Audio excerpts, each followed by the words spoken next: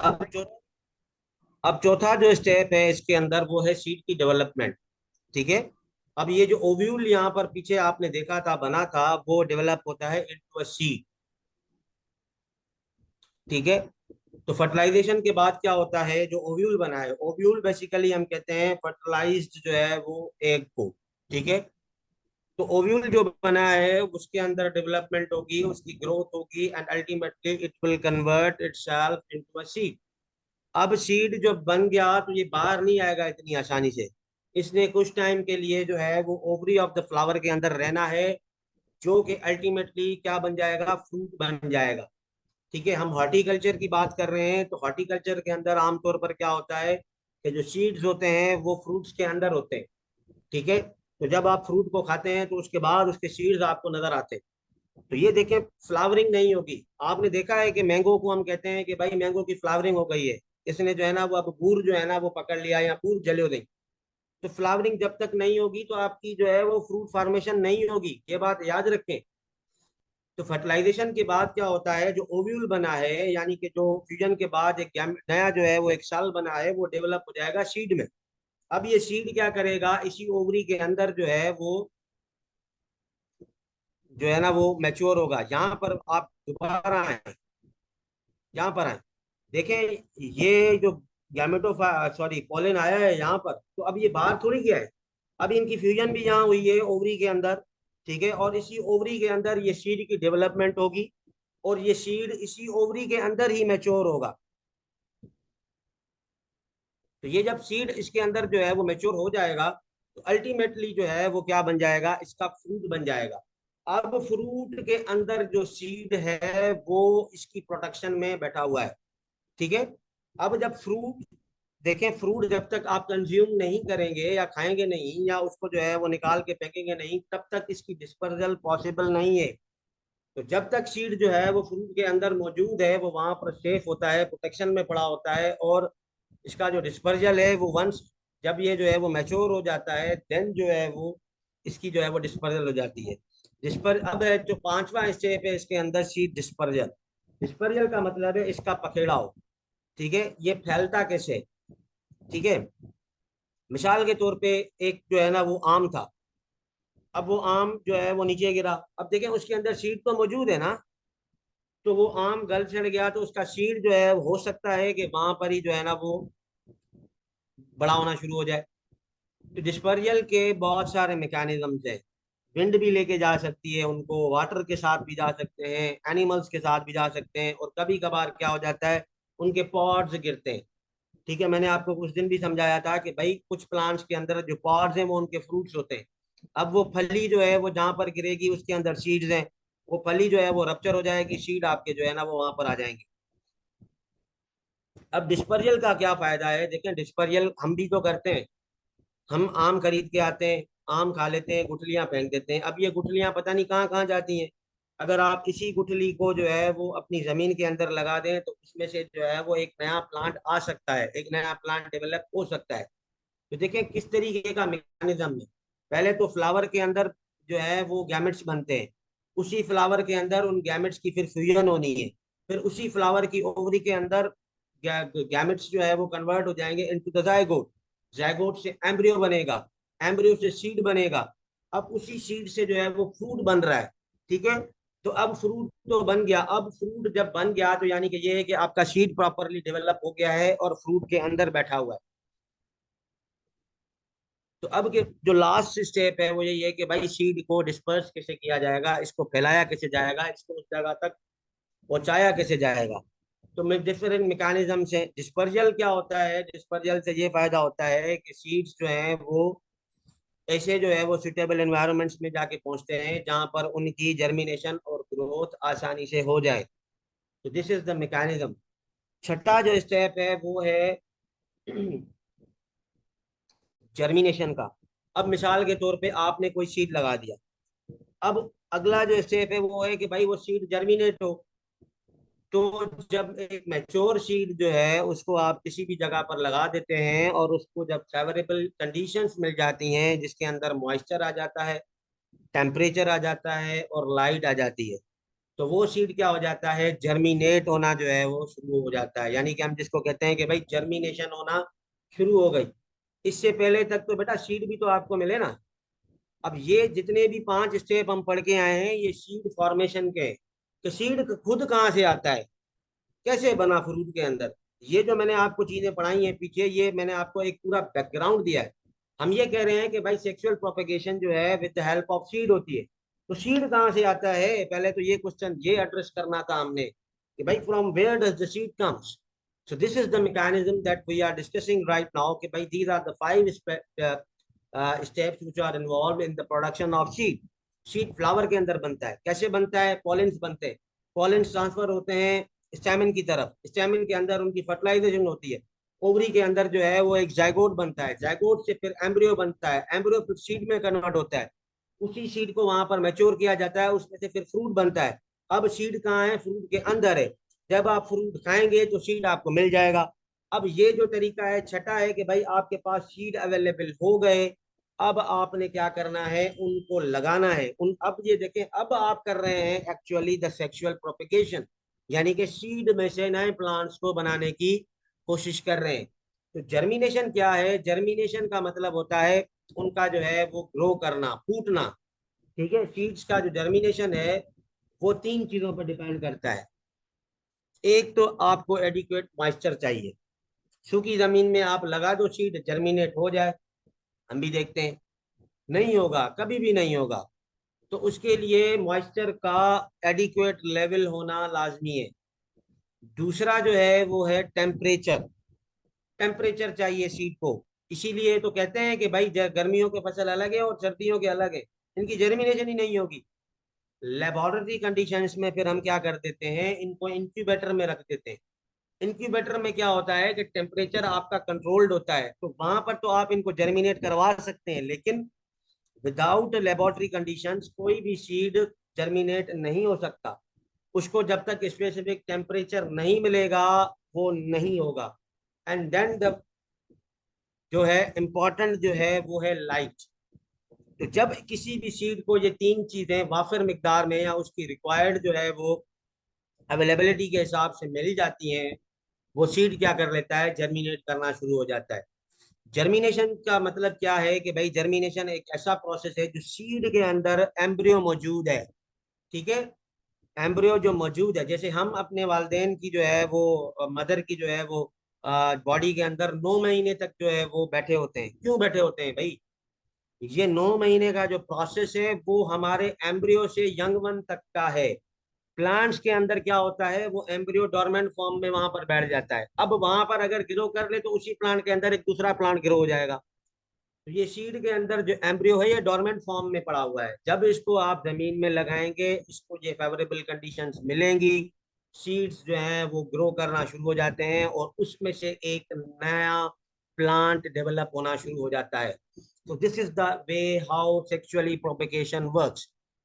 Seed आपके पास आ गया, आपने जमीन में लगाया, उसमें से नए प्लांट्स निकले और अब ज्यादा हो गए। फिर है उसकी ग्रोथ एंड डेवलपमेंट। सीड की जर्मिनेशन हो गई, अब जो है वो सीड जो है वो ग्रो करेगा। जैसे वो ग्रो करेगा इसमें से रूट्स निकलेंगी, इसमें से शूट्स निकलेंगी, इसमें से लीव्स निकलेंगे, एंड अल्टीमेटली जो है वो ये एक मेच्योर प्लांट के अंदर जो है वो कन्वर्ट हो जाएगा। ठीक है, अब ये जो प्लांट है, जो रिजल्टिंग प्लांट है जो सीड में से निकला है, उसके अंदर जेनेटिक कैरेक्टरिस्टिक्स होंगे बोथ पेरेंट प्लांट्स के, यानी कि मेल के भी होंगे फीमेल के भी होंगे। इसी तरीके से जो है वो जेनेटिक डाइवर्सिटी आती है विद इन द पॉपुलेशन। हमारे यहाँ क्या होता है, अक्सर तौर पर बच्चा पैदा ही नहीं होता, पहले ही कहते हैं भाई ये नानियाल पे गया या ददियाल पे गया। आओ, कैसे पता चलता है, हमारे कैरेक्टरिस्टिक्स मैच करते हैं। हमारे कुछ कैरेक्टरिस्टिक्स जो हैं वो अपने फादर से मैच करते हैं, कुछ अपनी मदर से करते हैं। तो this is the way how the things work. यहाँ पर भी ऐसे ही है। ठीक है ना, आपने बीज लगाया था ना, तो बीज का अब तो ये पौधा हो गया, अब किसी को कैसे पता चलेगा कि ये कौन सी वैरायटी है। तो उस वैरायटी के जो कैरेक्टरिस्टिक्स हैं वो वहां पर देखे जाते हैं कि भाई क्या है। ठीक है, तो ये जब आपकी जेनेटिक डाइवर्सिटी आती इसी वजह से है, क्योंकि जो सेक्सुअली प्रोपगेट किया जाता है उसके अंदर गैमेट्स अलग अलग होते हैं। आठवां और मेन जो है वो सेक्सुअल प्रोपगेशन का जो मेजर जो है वो कंपोनेंट है वो है जेनेटिक वेरिएशन। सेक्सुअली प्रोपगेट करने से एक फायदा होता है कि जेनेटिक वेरिएशन आ जाती है पॉपुलेशन में। अब ये क्योंकि इनका जो जेनेटिक मटेरियल है वो मिक्सचर होता है तो मुख्तलिफ पेरेंट प्लांट्स का, तो इसी वजह से जब वो दो कंबाइंड जो है वो जीन्स हैं वो जब आपस में मिलते हैं तो एक नया जो है वो आता है। इसी वजह से जो चीज़ें सेक्सुअली प्रोपगेट होती हैं वो बिल्कुल जो है वो कॉपी नहीं होती अपनी पेरेंट्स के। तो this is the way how the things work. अब वेरिएशन बहुत बड़ी इंपॉर्टेंट चीज है। ठीक है, वेरिएशन अगर ना आए तो आपके अंदर जो है वो सलाहियतें नहीं आएंगी या वो चीजें आपके अंदर डेवलप नहीं होंगी जिनके अंदर जो चेंजिंग एनवायरमेंटल कंडीशंस हैं उनको बर्दाश्त करने की जो है वो ताकत नहीं आएगी। या ये जो ब्रीडिंग प्रोग्राम्स होते हैं, ये जो न्यू प्लांट वैरायटीज डेवलप की जाती हैं ये कराई ऐसी जाती हैं, इनका क्रॉसेस करवाते हैं। पेरेंट एक होता है उसके उसका दूसरे के साथ क्रॉस करवा देते हैं, देन उसके अंदर जो है से जो है वो एक नई वैरायटी। तो ये था पूरा का पूरा मैकेनिज्म कि भाई देखें सीड से पहले भी की भी जो कहानी है वो भी आपको समझना जो है वो जरूरी थी। इसी वजह से मैं मुझे जो है वो इस मौजू के ऊपर इतना जो है वो स्ट्रेच करना पड़ा ताकि आपको समझ आ जाए कि भाई सीड खुद कहाँ से आता है। ये फ्रूट के अंदर सीड कहाँ से आ गया, भाई अल्लाह ताला ने फेंक दिया क्या ऊपर से। अब देखें आप एप्पल खाएं उसके अंदर सीड है, ठीक है, बनाना के अंदर सीड नहीं है, तो भाई बनाना की प्रोपेगेशन सीड से होती नहीं है।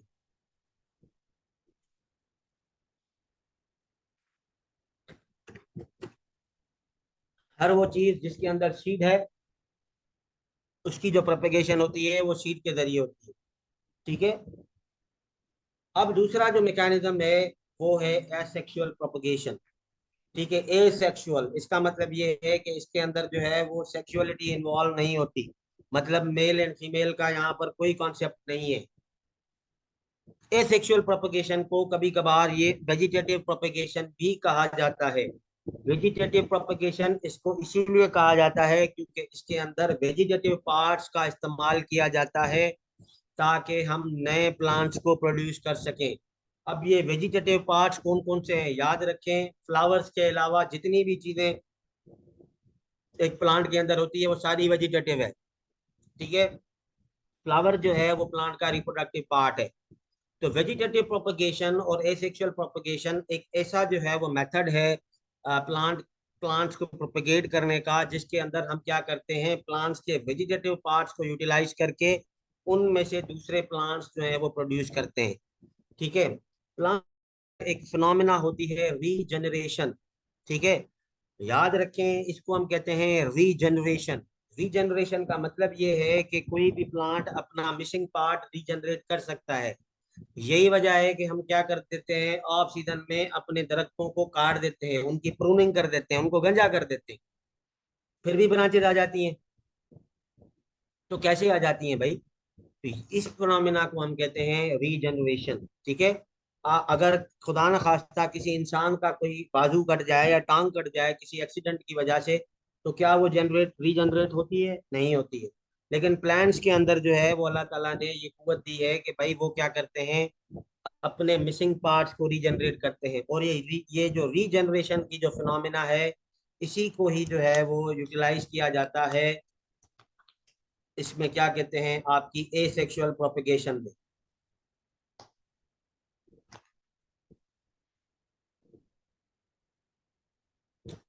अब एसेक्सुअल प्रोपेगेशन से जो प्लांट बनेगा वो एग्जैक्ट कॉपी होगा, जेनेटिकली आइडेंटिकल होगा उस प्लांट का जिसके जरिए से इसको रीजनरेट किया गया है।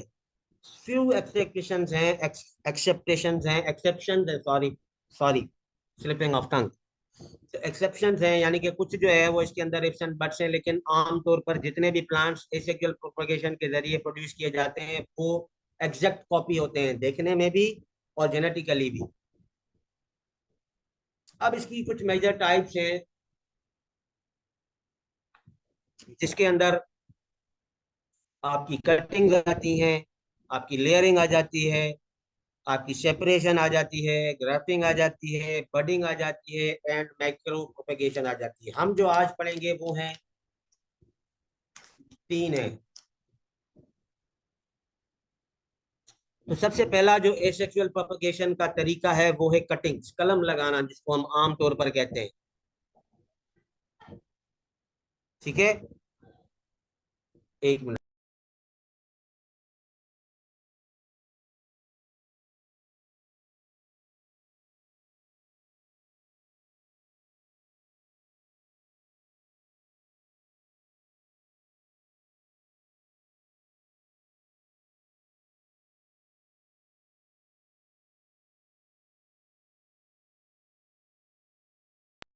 ओके, तो पहला जो तरीका है वो है कटिंग। ठीक है, अब इसका नाम ही यही है कि आप प्लांट के किसी पार्ट को कट करके, जैसे आप ये देख रहे हैं जहां पर ये कटिंग जो है वो की जा रही है। कटिंग जो है वो one of the most common method है एसेक्सुअल प्रोपगेशन का। ठीक है, इसमें क्या किया जाता है, किसी भी प्लांट का एक पार्ट कट किया जाता है और उसको जाके दूसरी जगह पर एक सुटेबल ग्रोइंग मीडियम के अंदर लगाया जाता है, और उसमें से क्या होता है, एक नया प्लांट जो है वो प्रोड्यूस होना शुरू हो जाता है। ठीक है, अगर उस कटिंग की प्रॉपर केयर की जाए तो कटिंग में से क्या होगा, पहले उसकी रूट्स बनेगी। जैसे यहाँ से इसको काटा गया है, तो यहाँ पर आप जाके जब जब इसको दूसरी जगह पर लगाएंगे तो पहले इसकी रूट्स डेवलप होंगी, एंड देन क्या होगा, इसके नए लीव आना शुरू हो जाएंगे और अल्टीमेटली एक नया प्लांट जो है वो आपको ग्रो किया जाएगा। तो ये कटिंग बहुत सारी कॉमन है। मनी प्लांट एक कॉमन एग्जांपल है, जिसको हम क्या कर देते हैं, उसकी स्टेम को बीच में काट के जो है ना वो डाल देते हैं बॉटल के अंदर, और पानी उसको दे देते हैं, और अल्टीमेटली वो क्या हो जाता है, वो ग्रो कर देता है, and then we have a new plant. तो कटिंग का मतलब क्या है, कटिंग एक ऐसा मेथड है प्रोपेगेशन का जिसमें हम प्लांट का कोई पार्ट काट के दूसरी जगह पर जाके लगाते हैं, और उसमें से एक नया प्लांट जो है वो ग्रो होना शुरू हो जाता है। ठीक है, अब कौन कौन से प्लांट्स यूजर्स हो सकते हैं, इसमें स्टेम भी हो सकता है, इसमें लीफ भी हो सकता है, और इसमें रूट भी हो सकता है। दिस इज वेरी इंटरेस्टिंग कि भाई आप स्टेम भी लगा सकते हैं। इसमें स्टेम में से तो चलो हमने भी सुना है, पढ़ा भी था, लेकिन यहाँ पर जो चीज है उसको समझने की जरूरत है कि भाई स्टेम भी लगाया जा सकता है, लीफ भी लगाया जा सकता है, और रूट भी लगाई जा सकती है। अब रूट में से भी देखें, एक पूरा प्लांट जो है वो ग्रो किया जा सकता है। तो यही इसके टाइप्स हैं, स्टेम कटिंग, लीफ कटिंग और रूट कटिंग।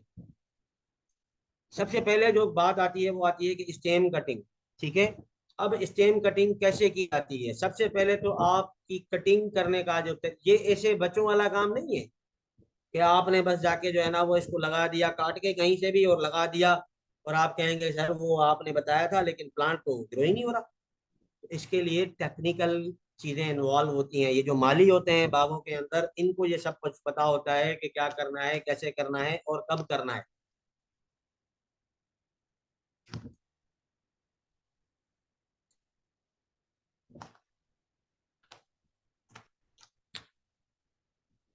ठीक है, अब एक बात याद रखें कि जितने भी स्टेम्स होते हैं उनके अंदर नोड्स होते हैं। ये जो चीजें हैं ना, ये इनको हम कहते हैं नोड्स। तो जितने भी स्टेम्स होते हैं उनके अंदर नोड्स बनते हैं, और उस नोड में से जो है वो आपका लीफ निकलता है, कोई ब्रांच निकलती है, या फिर एरियल रूट भी ग्रो कर सकती है। एरियल रूट क्या होता है, एरियल रूट वो रूट होती हैं जो हवा में हो, यानी कि ऊपर वाले पार्ट में हो।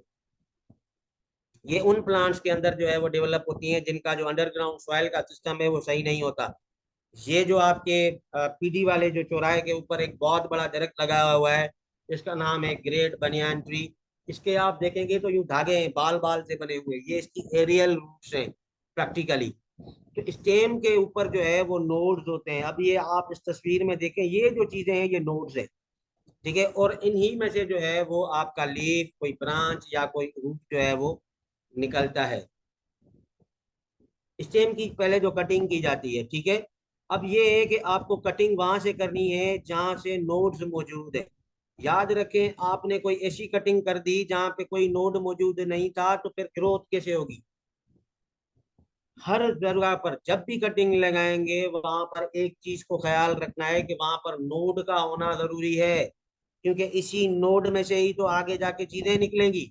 अब जैसे ये आप देखें, ये नोड है, ठीक है, ये नोड आपने लगा दिया, और इस अब ये यहाँ पर एक बड थी या नोड था, ठीक है। तो यहाँ से देखें रूट्स डेवलप हो रही हैं, और यहाँ से एक नया प्लांट जो है वो हो रहा है। तो ये स्टेम कटिंग है शुगर केन में। शुगर केन के भी जो है वो हम क्या करते हैं, स्टेम कटिंग्स करके जो है वो लगाते हैं। उसकी आंखें होती हैं प्रैक्टिकली, जिसको मैं यहाँ पर नोड कह रहा हूँ, ठीक है। तो उसकी आंखें जो है वो प्रैक्टिकली नोड का काम करती हैं, और उसी नोड में से एक नया प्लांट जो है वो ग्रो करता है, ठीक है।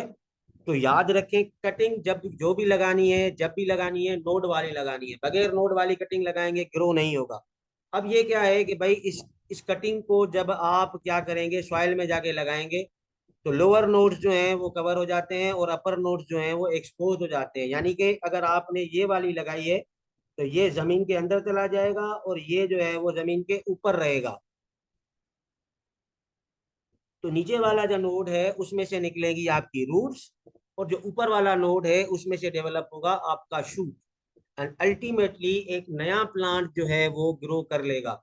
तो याद रखें, कम से कम दो नोड्स वाला जो है वो लगाएं, और इन दोनों के बीच में जो इंटर नोड है, स्पेस है दो नोड्स के बीच में, ठीक है, ये इसको कहते हैं हम इंटर नोड। यानी कि ये जो स्पेस है एक नोड और दो नोड के बीच में जो इंटर स्पेस है, इसको हम कहते हैं इंटर नोड।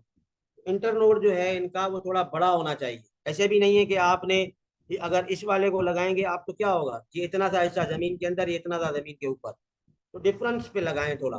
कम से कम दो नोड होने चाहिए, ताकि एक आप जमीन के अंदर जो है वो इंसर्ट कर दें, और एक नोड जो है वो जमीन के ऊपर रहना चाहिए।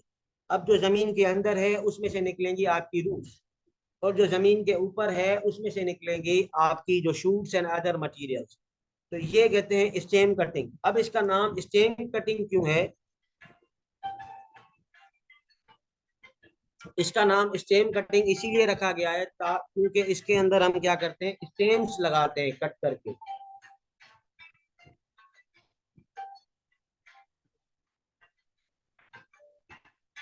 दूसरा जो मेथड है कटिंग का, उसका नाम है लीफ कटिंग, ठीक है। अब इसके अंदर क्या होता है कि लीफ की जो है वो कटिंग्स लगाई जाती हैं। जैसे आप ये देखें, ये एक लीफ है, इसको इन्होंने तीन हिस्सों में काट दिया है, ठीक है। पूरा लीफ भी लगाया जा सकता है, लीफ के टुकड़े टुकड़े भी जो है ना वो करके लगाए जा सकते हैं। लेकिन जो है वो लीफ में से जो है वो क्या होता है कि उसमें से जो है वो एक नया प्लांट जो है वो आपका वो डेवलप होना जो है वो शुरू हो जाता है, ठीक है। तो अभी ये देखें, ये लीफ जब उन्होंने लगाया था, तो क्या हो गया है कि इसमें से जो है वो रूट्स निकलना जो है वो शुरू हो गई है। तो लीफ कटिंग्स कटिंग्स का कहा जाए, एक सिंगल लीफ आप किसी भी प्लांट का लेके किसी दूसरी जगह पर जाके लगा देते हैं, तो ये जो है वो रूट्स में भी कन्वर्ट हो जाता है, और इसकी जो शूट्स हैं वो भी आना जो है वो शुरू हो जाती है। अब एक दूसरी चीज है लीफ बड कटिंग। ये जो है इसके अंदर आप देखें कि आपने क्या किया है, जो बड थी यानी कि ये जो स्टेम के साथ जो इसका थोड़ा सा पार्ट था, वो भी आपने छील के इस लीफ के साथ लगा दिया है, ठीक है। Leaf bud cuttings are a form of stem cutting. अब इसमें भी क्या होता है कि ये स्टेम कटिंग का ही तरीका होता है, लेकिन उसमें सिर्फ आप स्टेम लगा रहे होते हैं। लेकिन इसमें क्या होता है कि स्टेम के साथ आप लीफ भी लगा देते हैं। अब लीफ बड किसको कहेंगे? ये लीफ कटिंग ये है कि आपने लीफ कट किया, लगा दिया, और उसमें से नया प्लांट हो गया, ठीक है। लेकिन लीफ बड कटिंग क्या होता है? लीफ बड कटिंग ये होता है कि भाई उस लीफ के साथ आपके पास जो है वो बड का भी जो है वो छोटा सा जैसा भी जो है वो होना मौजूद हो, ठीक है। अब ये क्या है, इसके अंदर जो है वो दो बड होती है, एक एक्सिलरी होती है, ठीक है। एक्सिलरी बड इसको कहा जाता है, यानी कि जो ऊपर ग्रो करने वाली है। तो ये लीफ बड है, ठीक है। आपने क्या किया, लीफ के साथ थोड़ा स्टेम का हिस्सा भी लगा दिया, यानी कि वो हिस्सा इसके साथ अटैच्ड है, जिसके साथ ये खुद जो है वो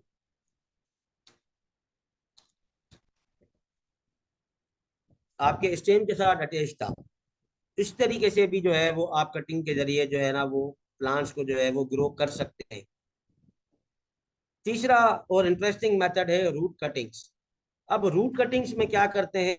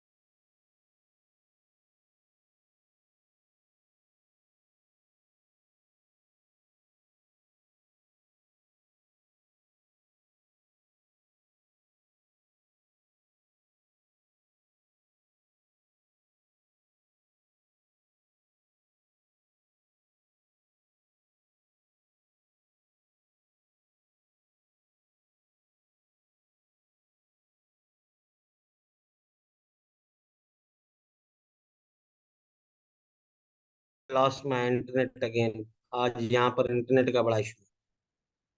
सो we are getting back to the things. अभी ये जो मेथड है रूट कटिंग्स का, उसमें हम क्या करते हैं कि भाई कटिंग्स जो लेते हैं वो रूट की लेते हैं। ठीक है।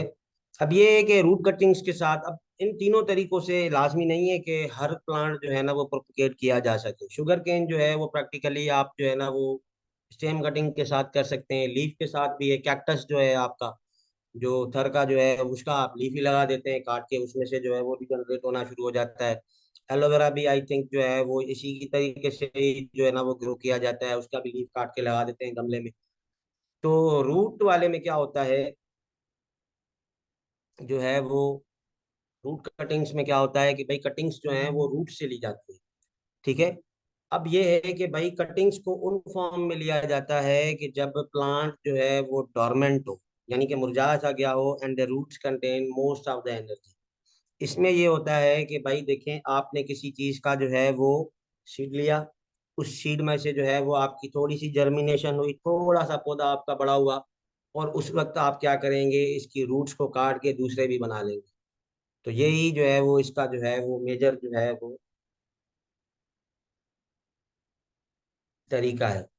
ईच रूट प्रोड्यूसेस, अब जितनी भी रूट जो है वो आप जो प्रोड्यूस कर रहे हैं या कट करके लगा रहे हैं, वो 2 से 3 न्यू स्टेम्स को जो है वो जनरेट करती है। और हर स्टेम जो है वो अल्टीमेटली जाके जो है वो अपनी नई रूट्स बना देता है। और जो ओरिजिनल रूट होता है, यानी कि जिस रूट से इनकी ग्रोथ हुई थी, वो क्या हो जाता है, आखिरकार खत्म हो जाता है। तो this is a very interesting जो है वो एक मेथड है। आमतौर पर जो है वो मैंने भी ये आज पहली मर्तबा इसका नाम सुना है। लीफ कटिंग्स का तो मैंने भी नाम सुना था, और स्टेम कटिंग्स का तो मैंने भी नाम सुना था, लेकिन ये जो आपकी जो है वो रूट कटिंग्स हैं, और वो जो है ये मेरे लिए भी जो है वो एक नई चीज़ है। कटिंग्स के 3 टाइप्स हैं। एक स्टेम कटिंग है, जिसमें हम क्या करते हैं, स्टेम का जो है वो एक ऐसा हिस्सा लेते हैं जिसके अंदर नोड्स हो। ठीक है। नोड्स नोड्स नहीं होंगे तो फिर ग्रोथ कहाँ से होगी। अब स्टेनी के अंदर ताकत नहीं है। आप ये कहें कि सर ये यहाँ से ग्रो हो जाएगा, ये सारी चीजें नहीं हो, this is not possible. Nodes भी कम से कम 2 नोड्स होनी चाहिए। ठीक है। नोड्स कम से कम 2 होनी चाहिए, ताकि एक जो है वो आप अंडरग्राउंड जो है वो इंसर्ट कर दें, और दूसरी जो है वो आपकी सरफेस के ऊपर जो है वो रहे।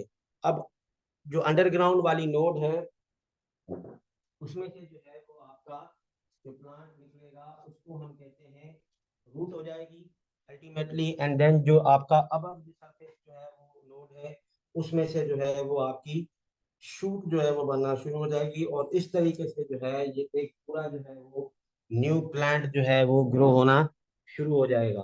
तो स्टेम कटिंग्स के लिए याद रखें ये है कि भाई ये एक टेक्निकल काम है। मैं अगेन एंड अगेन जो है वो इस चीज को जो है वो समझाने की आपको कोशिश कर रहा हूँ कि ये आप जो है ना वो थोड़ा सा जो है वो अ, अपने जो है ना वो जहन में रखें कि क्या किया जाता है और किस तरीके से जो है वो किया जा सकता है। अब जब हम स्टेम कटिंग की बात कर रहे हैं, तो यहाँ पर जो है वो एक दूसरी भी चीज आती है कि आप स्टेम लेते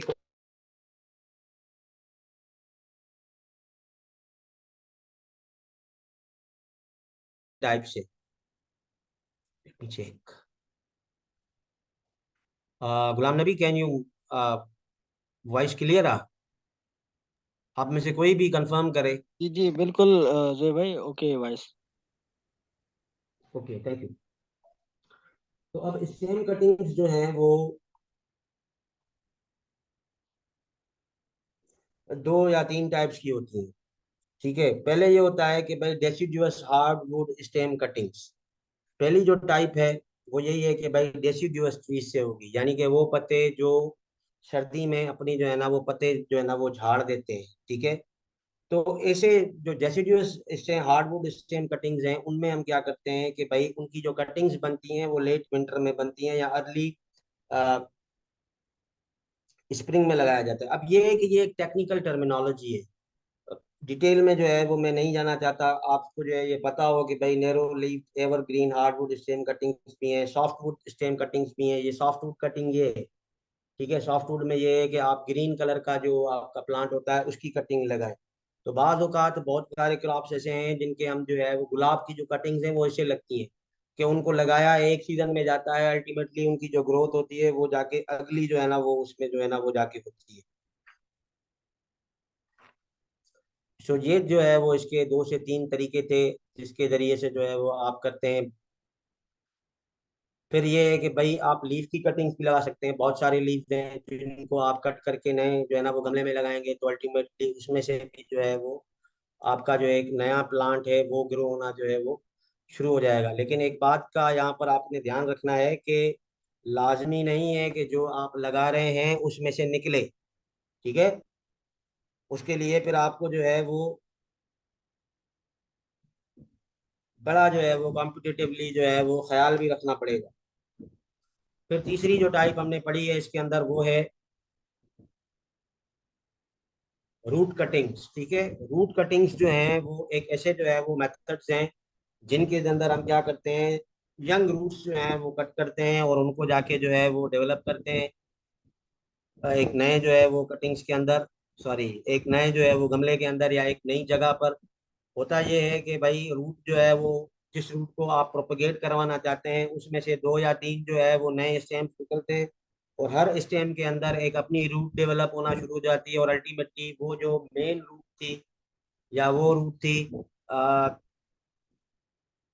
जिसको जो है वो हमने लगाया था वो डिसइंटीग्रेट होकर जो है वो गिर जाती है।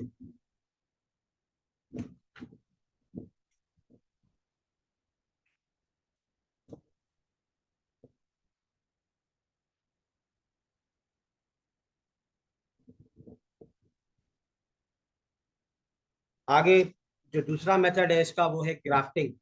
ठीक है, ग्राफ्टिंग इज वेरी कॉमन। ठीक है, ग्राफ्ट में क्या होता है, ग्राफ्टिंग जो है वो एक ऐसा जो है वो प्रोसेस है जिसके अंदर हम क्या करते हैं, दो प्लांट के पार्ट्स को आपस में ज्वाइन कर देते हैं। ठीक है, ग्राफ्टिंग जो है वो एक ऐसा एसेक्सुअल प्रोपगेशन का जो है वो टाइप है जिसके अंदर हम क्या कर देते हैं, दो प्लांट्स को आपस में ज्वाइन कर देते हैं ताकि वो एज अ वन प्लांट जो है वो ग्रो करना शुरू कर दें। अब आप अगर ग्राफ्टिंग को जो है वो कटिंग से अगर कंपेयर करें तो कटिंग में देखें हम एक प्लांट को जो है वो उसका कोई भी पार्ट पकड़ के जाके लगा रहे थे और अल्टीमेटली उसमें से जो है वो ग्रोथ हो रही थी। लेकिन ग्राफ्टिंग में हम क्या कर देते हैं कि भाई एक प्लांट लेते हैं उसके ऊपर दूसरा प्लांट जो है वो फिक्स कर देते हैं and then we leave it. और उसमें से क्या होता है कि एक कंप्लीट न्यू प्लांट जो है वो ग्रो होना जो है वो शुरू हो जाता है। जैसे आप यहाँ पर देख रहे हैं, ये एक दूसरा प्लांट है, ये एक दूसरा प्लांट है। ठीक है, हमने क्या किया, इनको ऐसे काटा ताकि इनका जो ज्वाइंट है वो सही से बन जाए। ठीक है, अब हमने क्या कर दिया, इनको ज्वाइंट कर दिया। ज्वाइंट करने के बाद हम क्या कर देते हैं, इसके ऊपर पट्टी बांध देते हैं, थैली बांध देते हैं या कपड़ा जो है वो बांध देते हैं और कुछ दिनों के लिए इसको जो है वो हम छोड़ देते हैं। कुछ दिनों के बाद जब आप आएंगे तो यहाँ पर आप देखेंगे जहाँ पर आपने ज्वाइंट किया है यहाँ से एक नया जो है वो प्लांट इमर्ज होना जो है वो शुरू हो जाएगा और उसके जो कैरेक्टरिस्टिक्स होंगे वो कम्प्लीटली डिफरेंट होंगे। तो इसमें दो चीजें होती हैं। ठीक है, इसमें ग्राफ्टिंग जब भी की जाती है तो इसके दो पार्ट्स होते हैं। एक होता है साइन, ठीक है, जिसको हम कहते हैं साइन, और एक होती है रूट स्टॉक। ठीक है, रूट स्टॉक जो है वो नीचे वाले पार्ट को कहते हैं, जैसे इसको हम कहेंगे रूट स्टॉक और ये जो ऊपर वाला पोर्शन जिसको आप आके फिक्स करते हैं इसको हम कहते हैं साइन। साइन जो है वो अल्टीमेटली बिहेव करेगी एज अ स्टेम, यानी कि स्टेम जो आपका बनेगा वो इस साइन में से बनेगा और ये जो आपका रूट स्टॉक है ये अल्टीमेटली रूट सिस्टम का जो है वो पार्ट जो है वो बन जाएगा। तो कोई भी आपसे पूछे कि भाई साइन एंड रूट स्टॉक जो है वो कौन सी प्रोपेगेशन मेथड में यूज किया जाता है, तो उसका आसान सा जवाब है ग्राफ्टिंग। ठीक है, मैंगो, सबको पता है कि भाई मैंगो कैसे जो है ना वो तैयार किया जाता है। अब मैं अगर आपसे पूछूंगा, ठीक है,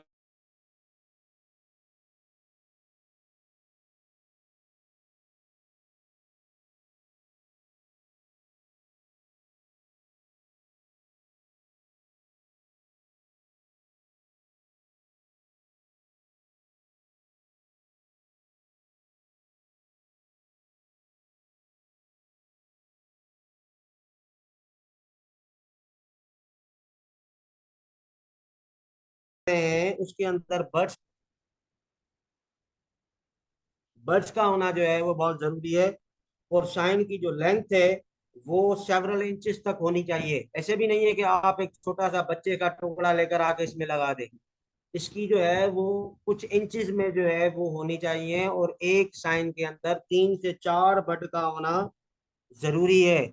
अगर इसके अंदर एक बर्ड रह जाएगी तो फिर